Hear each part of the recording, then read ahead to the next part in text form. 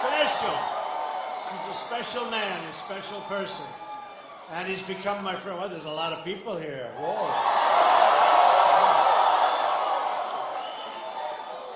Hello, everybody. Your football team's going to have a great year. I watch. You got the quarterback. You have the whole deal. I think it's going to be a very good year. Okay? And if you get that Super Bowl, I'll be going, all right? So, you know, I wrote something down before, and I think it's important, because I love you too. Because we need unity. We have to win this election. This is truly one of the most important elections, certainly in my lifetime, because we're about to go. We lose it. We are in the wrong direction, and maybe it's gone. Supreme Court justices, always remember that. But so many different levels. And when you see what happened with crooked Hillary today, it was a disaster. A disaster. She had a disaster. She lies, folks. She lies badly. So I just wrote this out. I wanted to say to this group, you know, I had a really great time when I was in Wisconsin. And I didn't quite eke it out. I thought I was going to. But after that, it worked out well. You built me up. You taught me about politics. And when I left here, I said, I think I've learned a lot. So I love it. I love the people. I have many friends in Wisconsin, and they're incredible people. You're incredible people, I have to tell you that. And we're going to have a lot of fun. We're going to have a lot of fun, but I had to write this. This campaign is not about me or any one candidate. It's about America.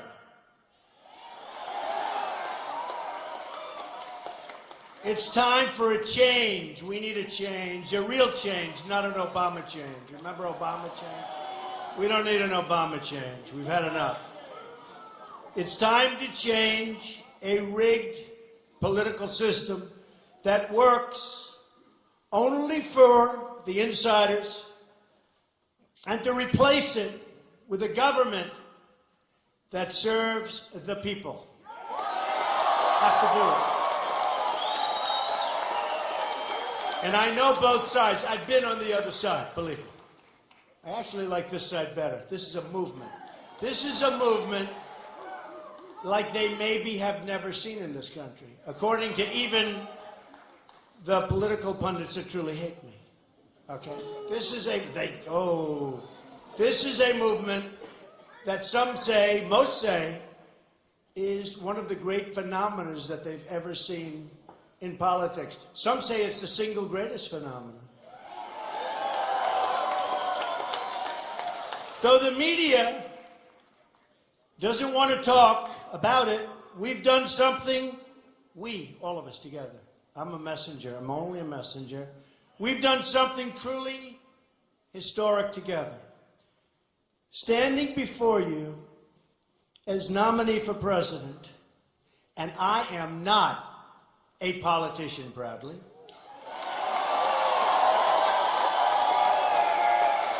I'm not part of the system. I ran against the system, and I'm probably better off running against the system. I ran against the donors. I'm my own donor, essentially. I have a lot of money in this deal.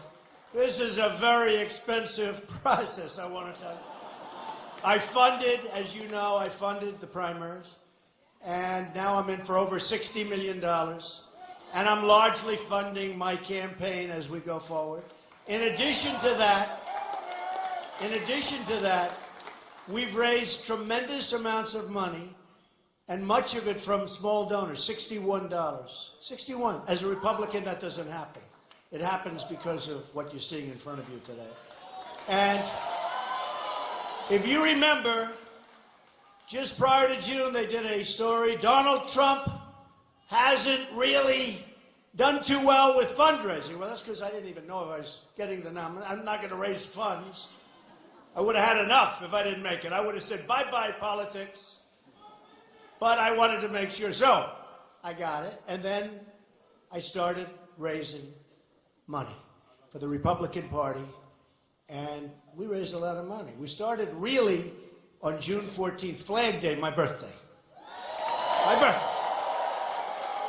And in June, we raised approximately, think of this, $51 million. Can you imagine?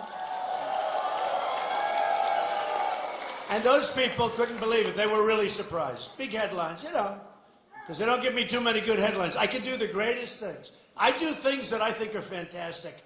I say, good, there's no way they can cover this badly. And they cover it badly. I gently tell a woman that I love her baby and let the baby cry. It's okay. As the baby that had a voice that was superior to Pavarotti continued to cry. Now remember, I told her to stay. Don't worry about it. But after about 3 or 4 minutes, and I'm trying to speak, and it was in Jacksonville. We had this massive, massive crowd, filled up a stadium. And the baby's screaming. So I said, ma'am, I'd like to reverse my order. Perhaps you can nicely take the baby out. Your baby's great. I did it so nicely. She was happy. Even the baby was happy. He stopped crying. And maybe you could take the baby out. Would that be possible? The whole place is cracking up. And the next day in the newspaper, it said, Trump throws baby out of arena.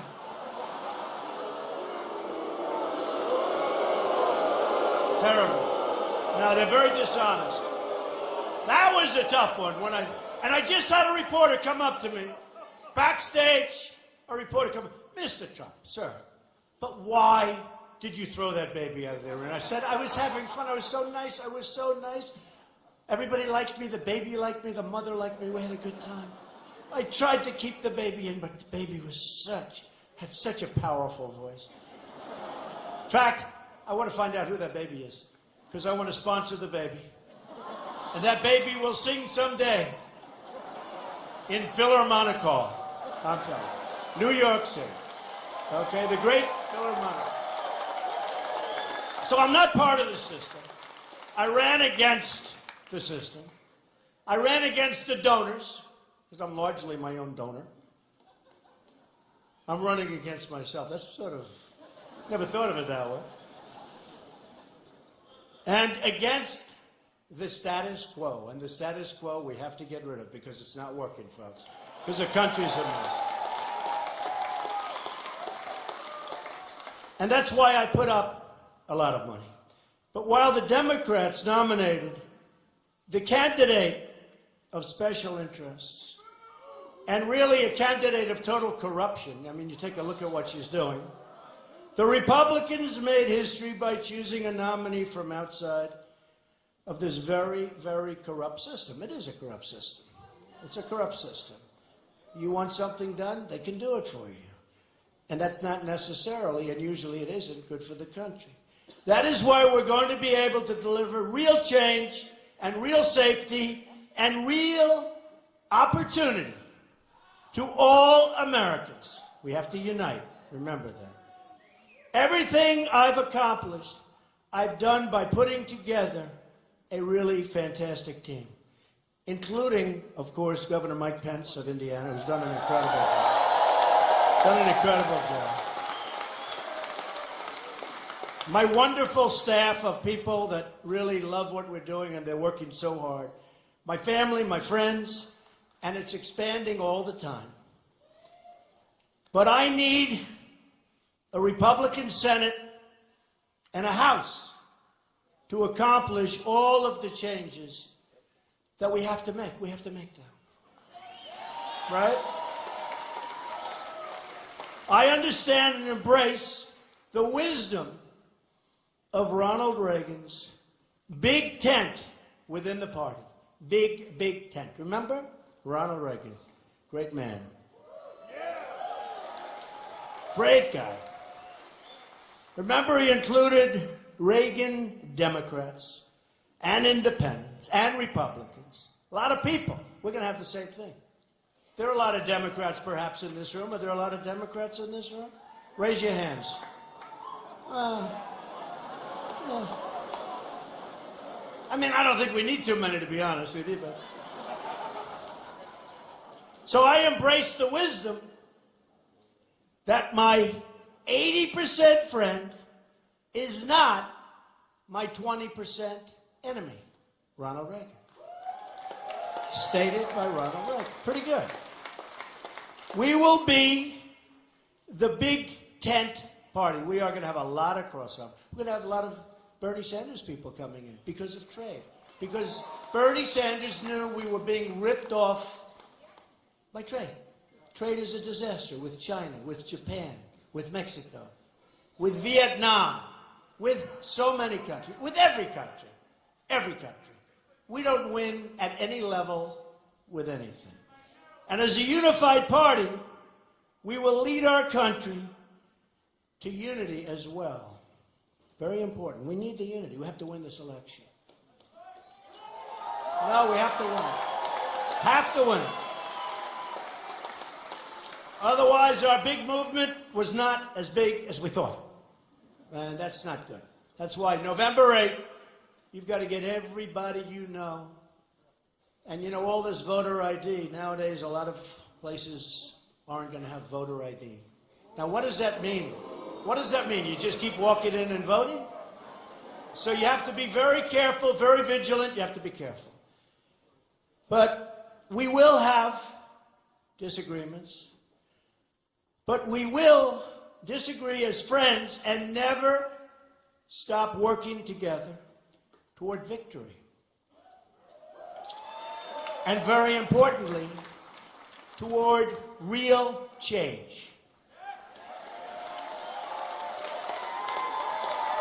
So, in our shared mission to make America great again, I support and endorse our Speaker of the House, Paul Ryan.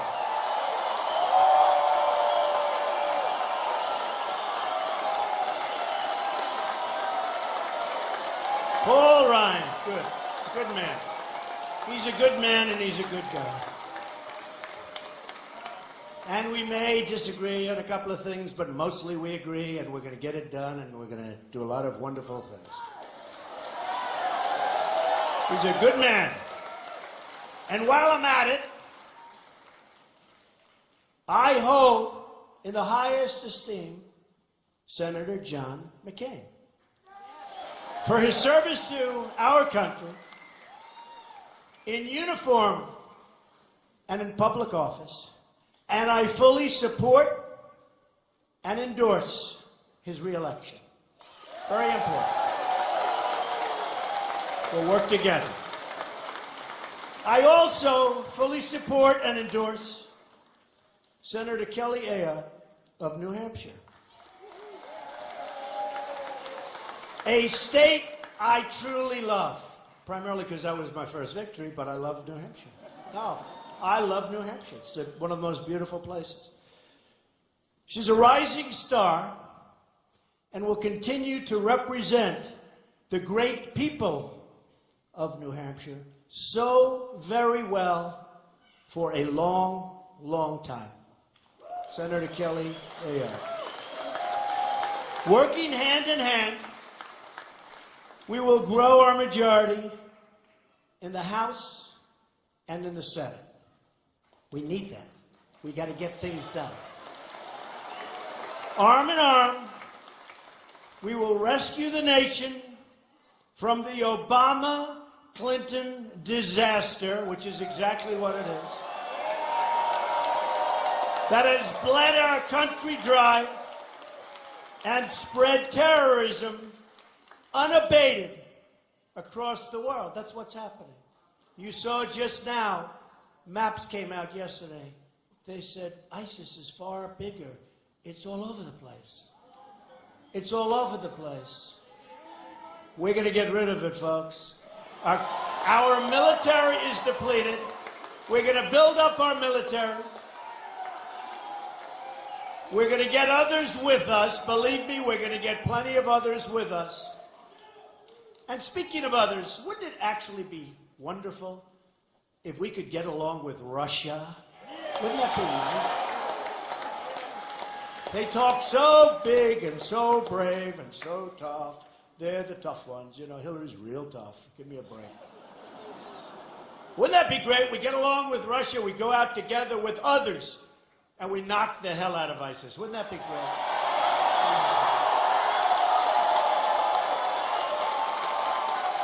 Together, we will lead our country back to prosperity, security, and peace.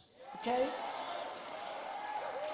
I mean, when you look at the world and what's happened, so we have the queen of corruption. She's the queen of corruption. She's a disaster. I said before, if crooked Hillary Clinton becomes president, terrorism will destroy the inner workings of our country. Believe me, they are loving it. She wants to have 550% more people coming in from Syria and that region into our nation.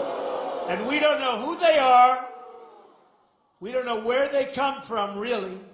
We don't know if they're ISIS. Some will be. And look at the damage that's done in San Bernardino with a couple. Probably he became radicalized by her, a couple. And these were friends of theirs. These were people that gave a party in celebration of the birth of their child. And they were gunned down. 14 people killed, many, many injured. Take a look at Orlando. Take a look at Orlando, how disgusting that was. Take a look at the World Trade Center and so many other places. Go to the probably toughest gun laws anywhere in the world. Go to Paris and take a look at that. 130 people gunned down. You know, if people had guns on the other side where the bullets are flying in the other direction, like you, sir, you, and you, ma'am,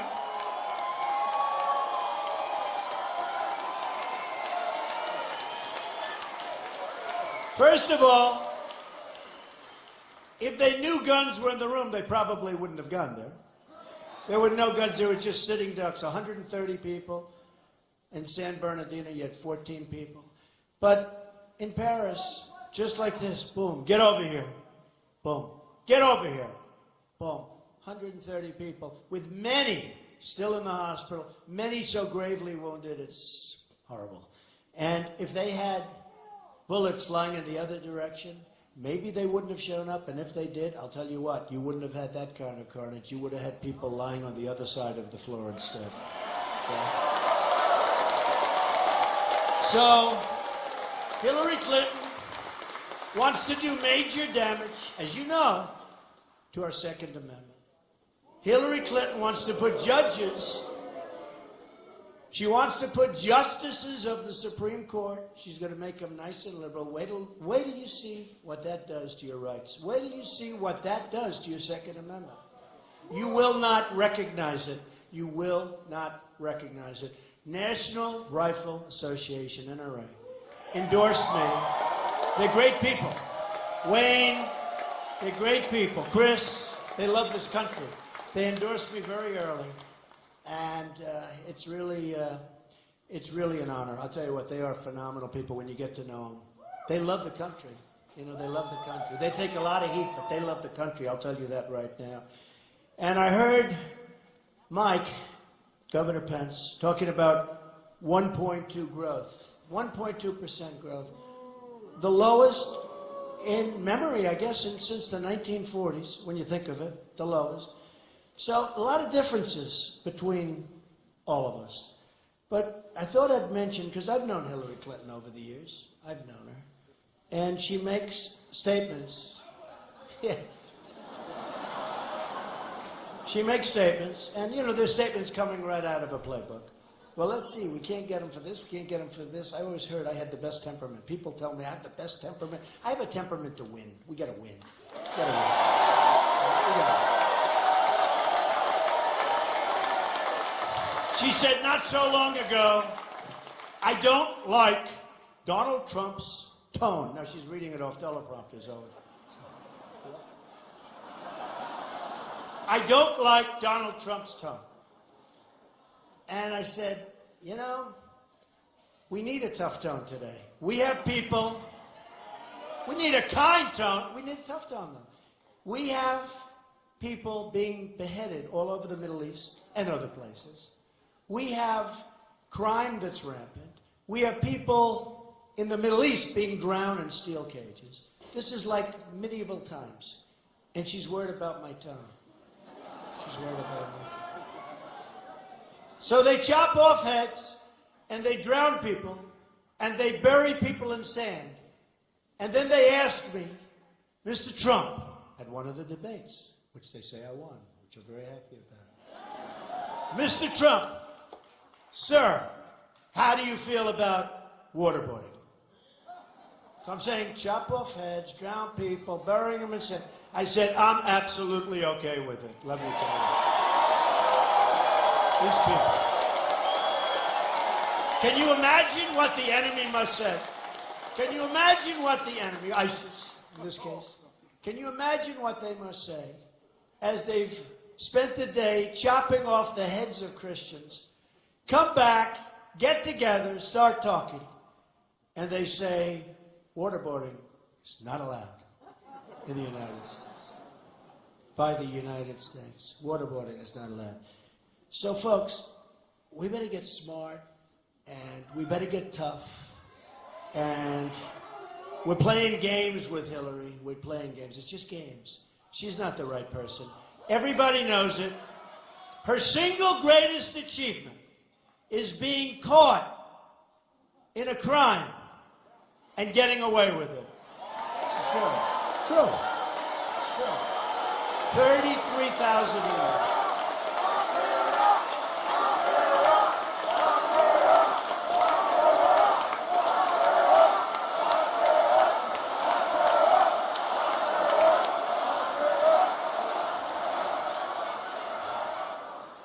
So, I wrote this before on the way over to another rally at also a very nice place and very full and very nice in Iowa. And we love Iowa, don't we? Yes, right? And I thought it was accurate. Unstable, and she is, she's unstable. Hillary Clinton lacks the judgment. Now, Bernie Sanders said that. Bad judgment. She got bad judgment. As soon as he said it, I started writing notes. But she got bad judgment. She lacks the judgment, temperament, and moral character to lead this country. Plus, she's a weak person. We don't need a weak person.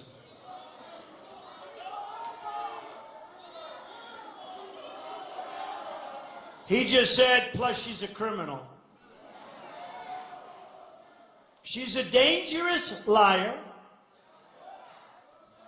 who has disregarded the lives of Americans and who has put all of us at great, great risk while supporting economic policies that have destroyed our economy.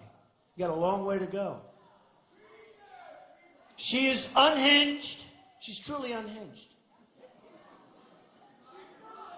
And she's unbalanced, totally unbalanced. And you can see, in the words of a Secret Service agent who just wrote a book, I bought the book. I want to see what he said. She simply lacks, this is his words, she simply lacks the integrity and temperament to serve in the office. From the bottom of my soul, he said, I know this to be true. He was there. Her leadership style, volcanic, impulsive as it is, disdainful of the rules set for everyone else, hasn't changed a bit.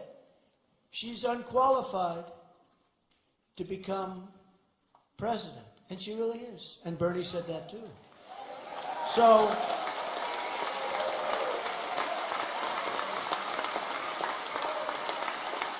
sure.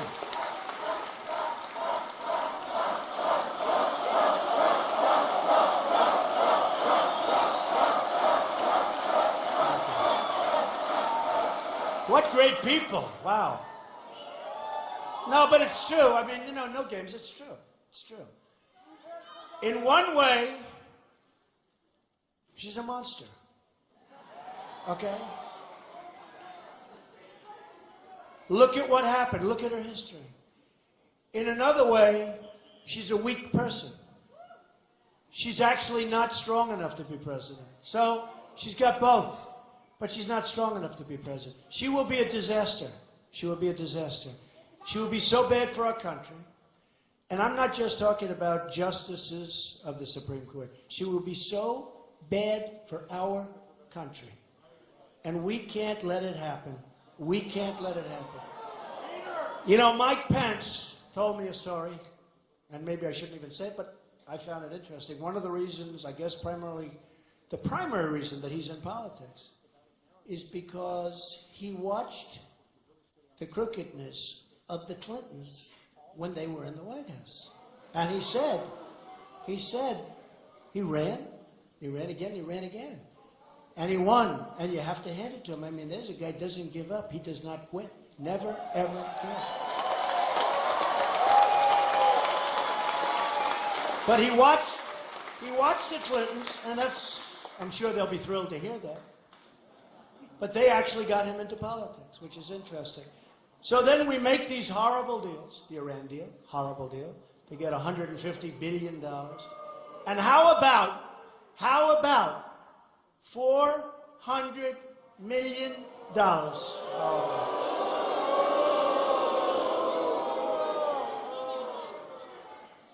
Think of it. $400 million in cash. In cash. Different currencies, different denominations. Now, a lot of people say that money went toward terror. I'm nicer than that. See? I don't have that horrible thought process that some people in this room do. Because I say some of it went to terror. But a lot of it went right into their bank accounts and right in. Believe me. It's the way life is. It went right into their pockets. They're sitting there. Can you imagine these guys sitting there with $400 million in cash? You think they're giving that money to terror? They're giving that money to them. And I guess terror got some of it. But most of it they kept. I mean, the concept of paying $400 million in cash is mind-boggling. I mean, you wouldn't think, who can authorize such a thing?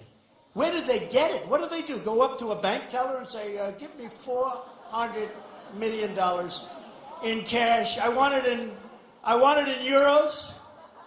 I want it in Swiss francs. Wrap it up. We'll come back in about 10 minutes, okay? I mean, it's just inconceivable. It's just inconceivable. So, we're witnessing a horror show in this country and throughout the world. You look at what's going on throughout the world with these same people. These people are funding terror. These people are funding terror. For us to have given $400 million to basically free our hostages. Now, Obama, just like he lied about Obamacare, which was a tremendous lie. That was a tremendous lie. Remember? You can keep your plan. You can keep your doctor. Really? How many people have been able to keep their doctor or their plan? Keep your plan, keep your doctor. Not working that way, folks. It's a disaster. By the way, it's going to be repealed and replaced 100%.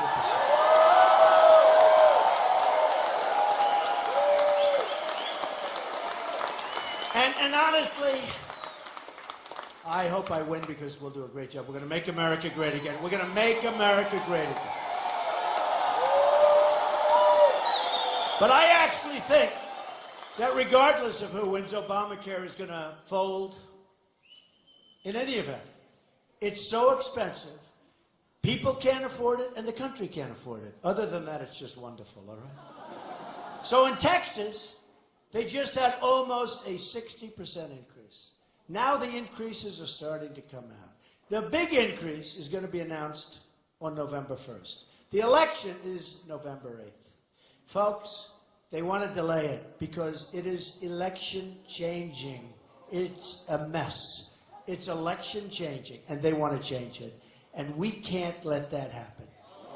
Because the numbers, and I can see some of the numbers already, the numbers are going to be astronomical. They're going to be astronomical. They're going to be so big, so horrible, and the healthcare, you know, the plan is terrible. It's terrible.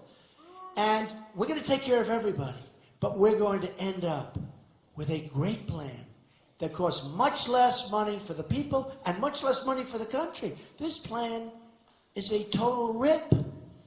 It doesn't work, so it's going to fall because economically it's a disaster for the country, too. But what about people where they say they had a 30, 40, 50, 60% increase? And it's going to be worse than that, I predict, on November 1st. So we better get smart, and we better start thinking properly. Now, I want to talk about what's going on at the borders. Because money, oh, we're going to build it.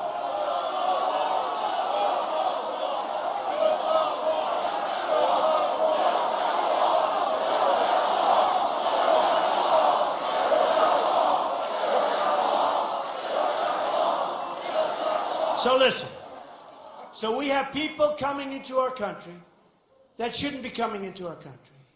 We have thousands and thousands of people from certain terrorist states, from certain parts of the world, that we're allowing to come into our country. Most of the politicians, almost all of them, don't even know where they are, where they're being put. They know nothing about these people. This could be the great Trojan horse of all time. And Hillary wants thousands more to come in over and above Obama. Right? So, tall, the wall is getting taller every day.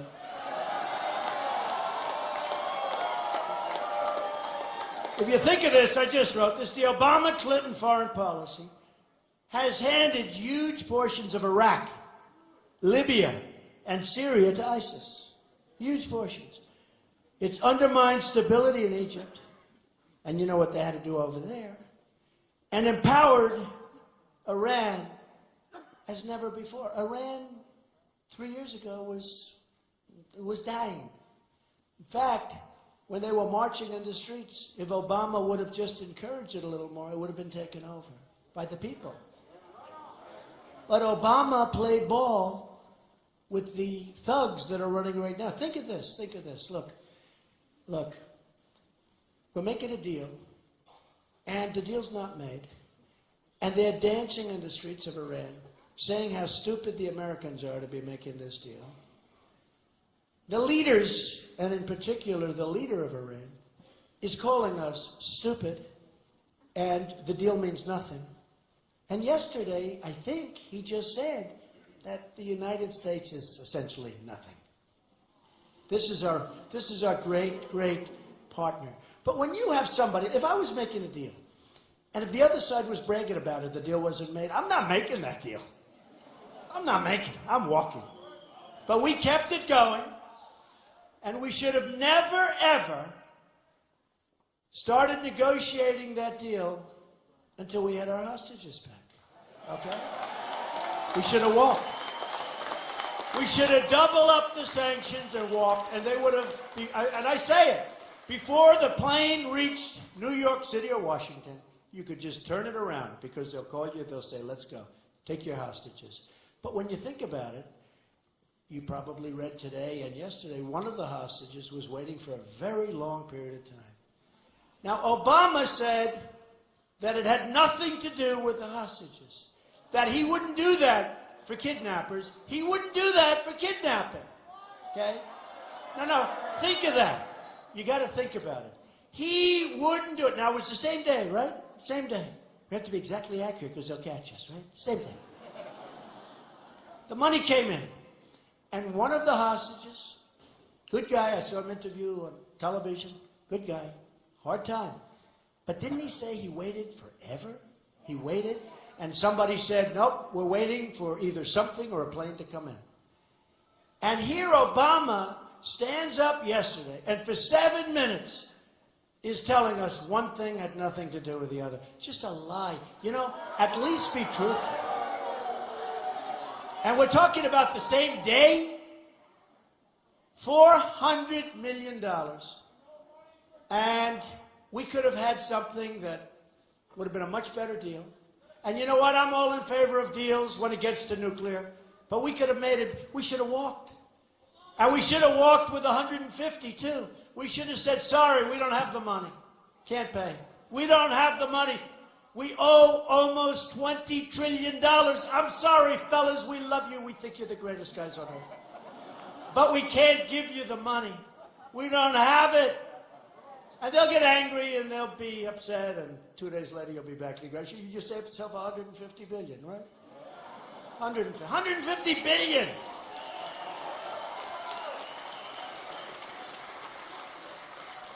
So we have terrorists pouring into our country. We have people coming in. I don't know if you saw this.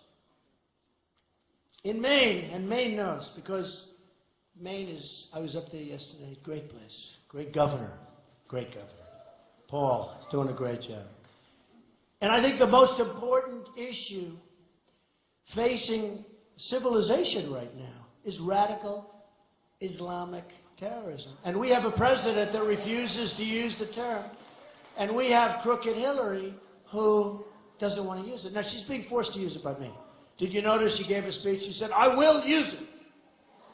She called it, I think, radical Islam. But she said, I will use it. I will. Just like Trans-Pacific Partnership. She called it the gold standard. It's a horror show. It's almost as bad, or maybe it's going to be worse, than NAFTA signed by her husband, which cleaned out many of the states in our country, cleaned them out from manufacturing, moved to Mexico and other places. NAFTA, a total disaster.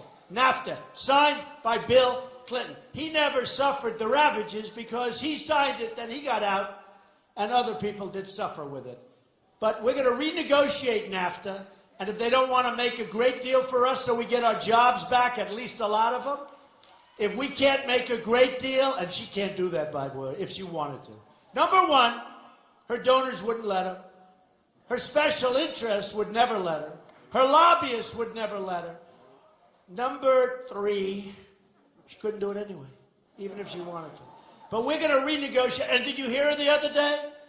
After years of saying how wonderful it is, even though you look at New England and you look at New York State and you look at Pennsylvania and Ohio and you look at a lot of other places, one of the reasons I won Indiana so big, well, one of the reasons was the great Bobby Knight, okay? Bobby Knight in Indiana. That's gold standard, right? As she said about TPP. But one of the reasons I won was because Carrier Air Conditioning was moving to Mexico from Indiana. And they let go of 1,400 people. And I've been talking about this, and I know how to stop it, and you've heard me before. So easy to stop. There have to be consequences when Mexico takes our companies. And not only Mexico. There have to be consequences when China devalues its currency so that our companies can no longer compete with China, even though we make better product. I have friends who are manufacturers. We make better product. They can't get their product into China, no how. And when the few times arise where they can, they have to pay an incredible tax, beyond what anybody would even think possible. And yet we open our doors and just throw all your stuff, and we lose our jobs, and it's very, very sad. But look, as Maine knows, a major destination, Maine has become a major destination for Somali refugees. We admit hundreds of thousands of refugees into the United States from many of the most dangerous and unstable regions in the world. And you're getting them here too, folks. You just don't know it. Because you don't know. Anybody in this room? Anybody in this room? Anybody in this room? From a terror territory. All right? So, a practice, and this is a practice, which will continue under Hillary Clinton, except it will expand 5, 6, 7-fold. I don't get it. I don't get it. I mean, I know they're going to vote Democrat, okay? That's what I know. But they're not even going to be voting for a long time. I don't get it. How can anybody even think this way. Now, the Washington Times reported of the Somali refugee, the program in Minnesota, that the effort to resettle large groups of Somali refugees is having the unintended consequence of creating an enclave of immigrants with high unemployment that is both stressing the state safety net, tremendous problems with safety, tremendous, beyond, and creating a rich pool of potential recruiting targets for the Islam terror groups. Aren't we smart? We're having this problem across our refugee and immigration programs. Here are some of the examples. I'll give you a few examples. And this came out of the Senate subcommittee just recently. The Boston bombers, remember those horrible, disgusting people? The Boston bombers arrived through the political asylum process. The younger brother applied for citizenship and was naturalized on September 11th, 2012. The older brother had a pending application for citizenship. And look what happened. We take them in. Look what happened. Aren't we smart? The Moroccan national who came to the United States on a student visa was arrested for plotting to blow up a university and a federal courthouse. Great, great. A Uzbek refugee living in Idaho was arrested and charged with providing support to a terrorist organization in the form of teaching terror recruits how to build massive and very dangerous bombs. We let him in. An immigrant from Syria who later applied for and received U.S. citizenship was accused by federal prosecutors of planning to go to a military base in Texas and kill 3 or 4 American soldiers, execution style if possible, more than that if at all possible. A college student who immigrated from Somalia, who later applied for and received U.S. citizenship, attempted to blow up a Christmas tree lighting ceremony in Oregon. An immigrant from Afghanistan who later applied for and received U.S. citizenship and a legal permanent resident from the Philippines were convicted for plotting to join Al-Qaeda and the Taliban in order to kill as many Americans as possible. As many as possible. An Iraqi immigrant who later applied for and received U.S. citizenship was arrested for lying to federal agents about pledging allegiance to ISIS, his travels to Syria, and how many Americans he wanted to kill. 2 immigrants from Pakistan who later applied for and received U.S. citizenship were sentenced to decades-long prison sentences for plotting to detonate a bomb, and a very big bomb, in the middle of New York City. An immigrant from Yemen, who later applied for and received U.S. citizenship, was arrested for trying to join ISIS. He was also charged with attempting to illegally buy firearms to try and shoot as many American military personnel as possible. All right, folks. So I just say, what are we doing? What are we doing? And Hillary Clinton wants more and more and more to pour in. And you almost say, you know, politics aside, whether you're a Democrat, whether you're a liberal, a Republican, a conservative, what are they doing? What are they doing? I don't care who you are. What the hell are they doing?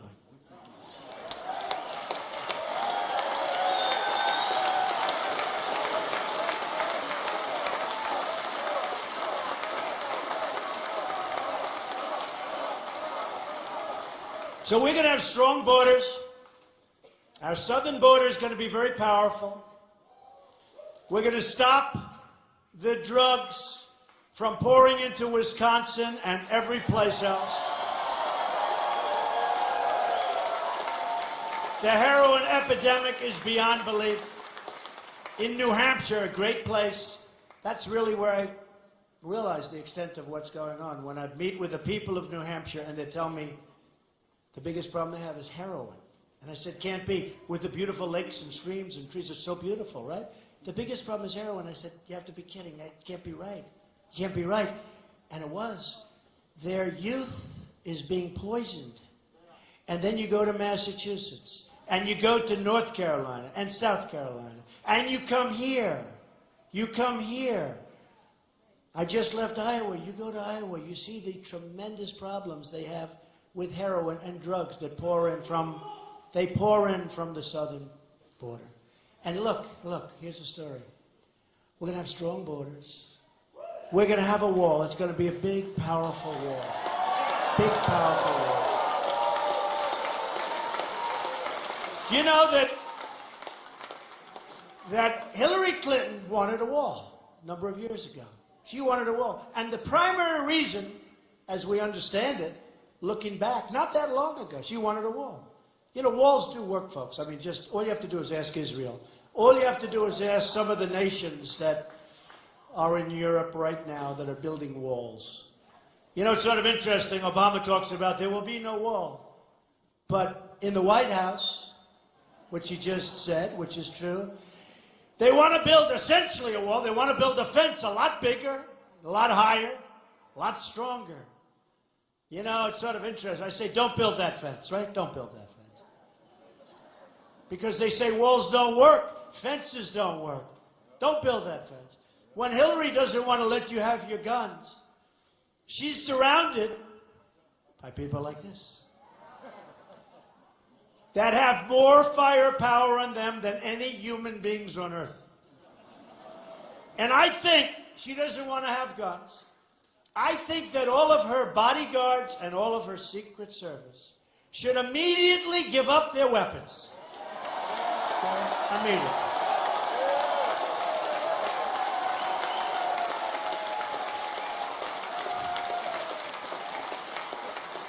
Immediately give up those weapons. And if somebody comes at you with a gun, you just try and talk them out of it, I guess. Got to do some quick talking. You got to do some really quick talking, Hillary. I don't think even Hillary, with her phony lies and disgusting habits, I don't think Hillary could get away with that one.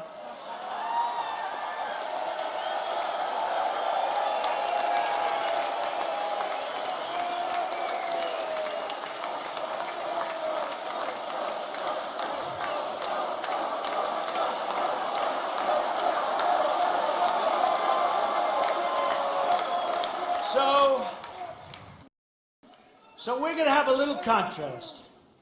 And I did this very quickly, but it's so simple. Hillary wants to raise taxes.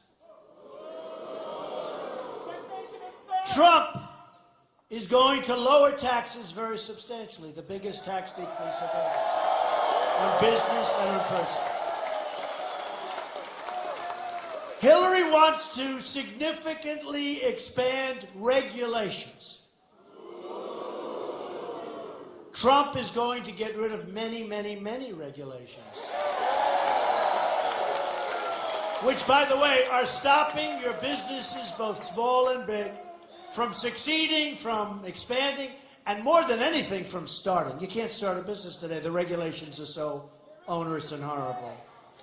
Hillary wants to shut down energy production. Trump wants to expand it significantly, and we'll start paying off our debt. Hillary wants to essentially abolish the Second Amendment, take away your rights. Donald Trump will protect it more so than any president that has ever served.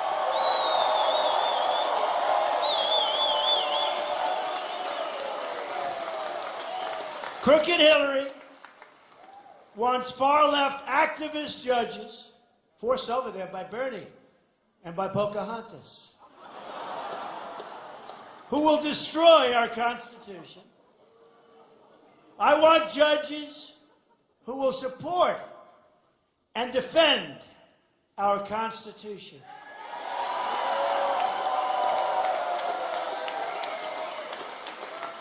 As close, by the way, to Justice Scalia, who was great, as we could get. Okay?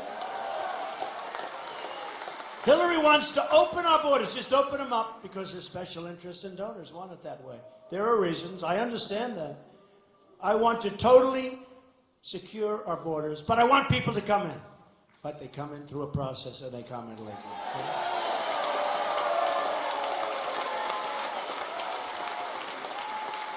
Hillary wants to invade foreign countries. Do you ever see where she said, Donald Trump with the nuclear?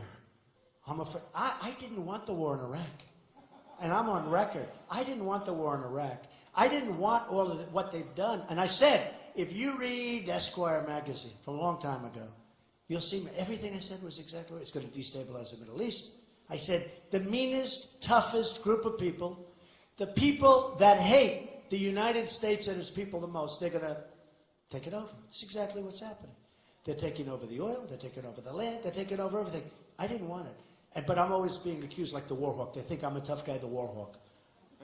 Right? They think she wants to be tough with Russia. Right? So she said, well, Donald Trump likes Putin. I don't know Putin, folks. I don't know. I hope I like him. I hope he likes me. Because I'd love to get along with Russia. Okay? Love to. But I don't know. But she goes, Donald Trump, think of it, wants to befriend Putin and other things, she said, right? And I'm saying to myself, what's wrong with that? That's good. But she's going to be the tough one, you see? She's going to be the tough one. She's going to play with nuclear weapons. You know, they have all nukes, nice new. She's going to be the tough one. I'll tell you what, you put her in the office of president. You know, she hates Putin and Putin hates her, right? That's what I hear. No. Putin probably doesn't respect her more than anything else, but Putin hates her. But she's going to be tough. We're going to be tough with Russia. Oh, we're going to be tough, right?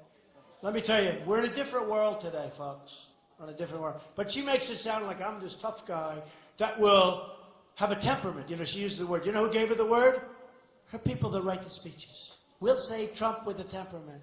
They said Trump in her speech with tweets. I've got between Facebook and Twitter like almost 21, 22 million people. It's an asset. It's an asset. I tweet well. But she said she made this statement during her speech. You know, I heard it barely because I was falling asleep. You couldn't watch it. All right. So, remember that one. Hillary wants to invade foreign countries. Look at Libya. Look at that. We did a great job there. You know, a spot hit on Gaddafi maybe, but, I mean, even that, what the hell do we get out of this? It's a disaster. Then you have Benghazi. Then you have ISIS. Then you have ISIS. Then you have ISIS taking over the oil, large portions of the oil, and it's some of the finest oil in the world. And you have ISIS grabbing it. We don't know what we're doing. We have people that don't know what we're doing. We have people that militarily, in fact, they said, well, who is your military consultants? And I gave names. But they're not working now. You know, they're not working now. I said, of course they're not working now. Look what working now people have gotten us. Havoc. Who the hell wants the people that are working now? I mean...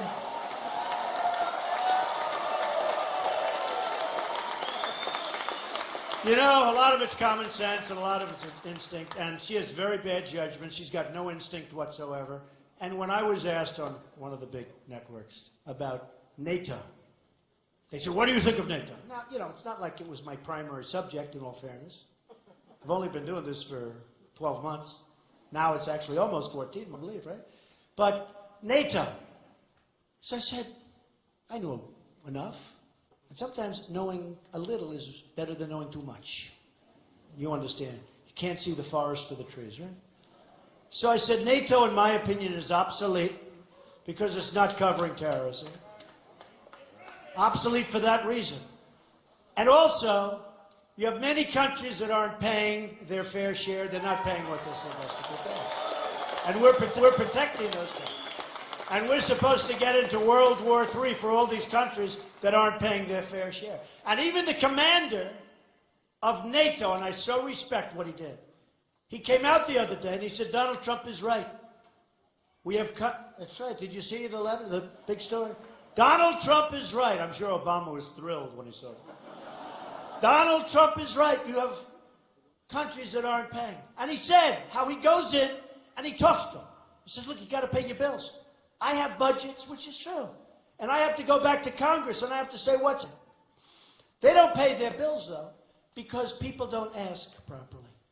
And they probably say to the president or whoever may handle the country, sir, we owe the United States millions of dollars. We're ready to pay. Oh, have they asked for the money? No. Don't pay. Okay? But I will say the commander of NATO said I was right. And then you have these people back here, stupid people, right here. They said Donald Trump. Oh, they're the worst. They're the worst. They said Donald Trump doesn't like NATO.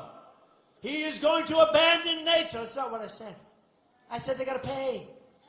They got to pay. Now, you have to walk. You may have to walk, but they got to pay. We're going to get in World War III for all these countries that are laughing at the stupidity of the United States, right? No, they got to pay. And they probably will, in all fairness. But Hillary said about Japan, because Japan, we're defending Japan. You know that, right? Now, in all fairness, before I came along, put yourself back 3 years ago. Did anybody know that we defend Japan? Raise your hand who knew. Oh, that's about 12%. Not bad. I think some of you are lying, okay? I think some of you are related to Hillary Rodham. I think some of you are lying. But we defend Japan. And a man comes up, general or something, a few months ago, I remember so vividly. And he said, had a news conference, because they were embarrassed, because I kept saying they got to pay their way. And if they don't, you always have to be prepared to walk. You have to do that. You know, we don't want to do that. I understand the reason. It'd be nice to have them not on. But, you know, this isn't, again, 40 years ago. We owe $20 trillion. We're defending all these. We defend Japan. We defend Germany. We defend Saudi Arabia. You think they have the money to pay? How about we have military bases and we pay rent to Saudi Arabia to protect them? No, think of it. Think of the stupidity. Think of the stupidity. So this general comes up, has a news conference a few months ago, and he said, Mr. Trump doesn't understand that Japan is paying 50% of the cost to defend them. So a reporter calls up, who I think is there, and said to me, Mr. Trump, we'd like your comment. They say that Japan is paying 50% of the cost to defend. And I said, why aren't they paying 100%? The reporter said, oh, okay. Not a bad question. Now, here's the problem with a Hillary Rotten Clinton. Here's the problem. That's why she changed her that's why she doesn't want to use the name anymore. Because everybody was saying that. I don't know. I've been saying it. But look, here is why it doesn't work for Hillary. She saw that I said that we have to get reimbursed for our costs, at least, right? Japan, economic behemoth. Germany, see how well they're doing? Economic behemoth. Saudi Arabia, nothing but money. They were making $1 billion a day with the high oil prices. Now they're making a fortune second. Economic behemoth. Why are we defending them? Why aren't we being fully reimbursed? Now, if we do that, your budget already is starting to look real good. Okay. You know, you have budgets, or we're losing our shirts. We have an $800 billion trade deficit, folks. We trade with companies. We have a deficit with other countries. Think of it. $800 billion a year. Trade deficit. Do we make good deals? No. With China, $505 billion trade deficit. And they cheat us because they devalue their currency all the time. Whenever it gets a little bit tough, devalue, and our companies can't compete with that, right? So here's the thing. So Hillary says about Japan, how dare he not stay with our allies? How dare he not do that? I will never abandon our allies. Ever, ever, ever. Now, how do you negotiate when you're telling somebody you're never going to leave them? We may have to leave.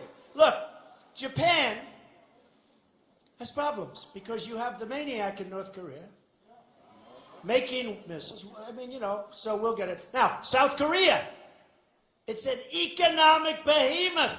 You can't buy a television that's not made in South Korea, except Sony, which is made in Japan, which has sort of lost its way. Whether it's LG or Samsung, I order thousands of television sets. You can't buy them in the United States. I'd love to. Show me one company. One of the pundits said, they do make them. There's a company. And showed me this little company. What they do is all the parts come in from all over the world. They put them together. And they give you a television that doesn't work and nobody ever heard of it. And then I put it into a luxury hotel and everybody complains, right? So, you can't say to people when you're negotiating, because we're talking about tremendous billions and billions of dollars. You can't say to people when you're negotiating, we'll never leave you. Think of this. We're going to never leave you. We love you. We're never leaving you. Could you pay more? No, we're not going to pay any more. You're not going to leave us. Why should we pay more? So there's a chance we'll have to leave. And there's a chance, Japan will have to take over this monster and figure it out. We're very far away. It's very expensive. We have a treaty with Japan, and if the United States is attacked, they don't have to do anything. But if Japan is attacked, we have to go in there with our full force and might. And who the hell knows what's going to happen, right? World War III, who knows what's going to happen? But if we're attacked, they don't have to do it. You tell me, who makes these deals? It's like Sergeant Bergdahl, right? So we trade a dirty, rotten traitor where 5 or maybe even 6 people were killed when he deserted. And we knew that they were killed, and we knew he was a traitor. We trade for 5 of the greatest killers in the Middle East. The 5 people that they wanted the most. That's our deal. So we get a traitor, and they get 5 people that are right now, most of them, already back on the battlefields, trying to kill everybody, including us. No more, folks. That's called the 5-for-1 president, right? That's the same guy that made the deal for $400 million. The other guys couldn't leave the airport, the hostages. And then all of a sudden they were able to leave. And then you watched him yesterday saying that, can you believe it? This had nothing to do with that. Okay? Just a coincidence. No, just a coincidence. It's just, no. She's unfit to serve as president for a lot of reasons. He's unfit also. He has done so bad.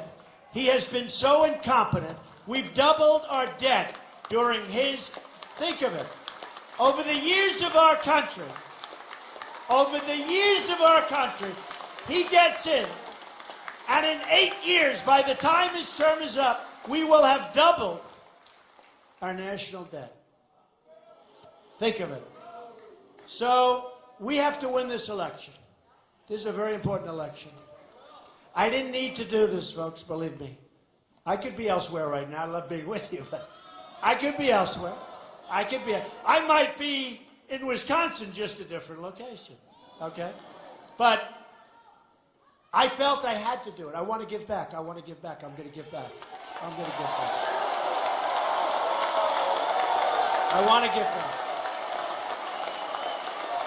Because our country does not win anymore.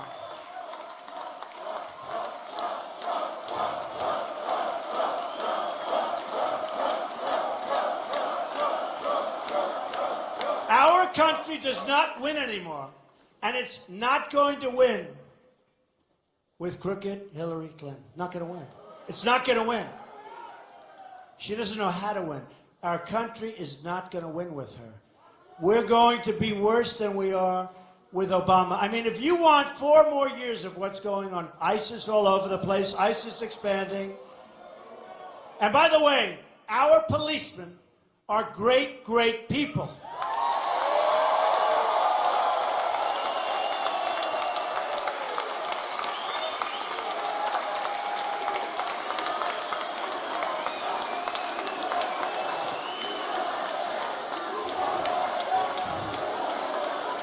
And we're not going to allow our policemen to be shut down anymore. Anymore. No more. No more. So, November 8th, you have a big election. I promise you this. If I win, we're going to start winning again. We're going to win on trade. We're going to win with our military. We're going to take out ISIS. We're going to win for our veterans who have been totally mistreated. Our veterans are great. We have a great plan for the veterans. We're going to win for our veterans. First time, maybe ever. We're going to win on trade deals. We're going to make the finest. We're going to bring our jobs back. We're not going to make it easy for these companies to leave and fire everybody. It's going to be very, very expensive when they do it. Believe me, it's going to be very, very expensive. They're going to say, you know what? Maybe we'll stay in Wisconsin, okay? Maybe we'll stay. Now it's going to be very, very hard. We're going to have strong borders. We're going to have the wall. Mexico's going to pay for the wall 100%. 100%.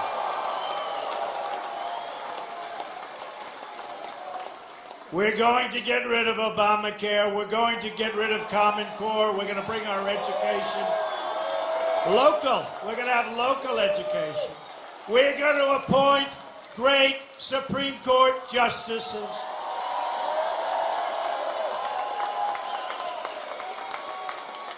And folks, we're going to start winning again. We're going to win at every level. We're going to win so much you're going to get tired of winning, I'm telling you. You're going to be begging me, Mr. President, you'll send your great quarterback, right? He'll come to the White House. Everybody respects him. He'll come to the White House.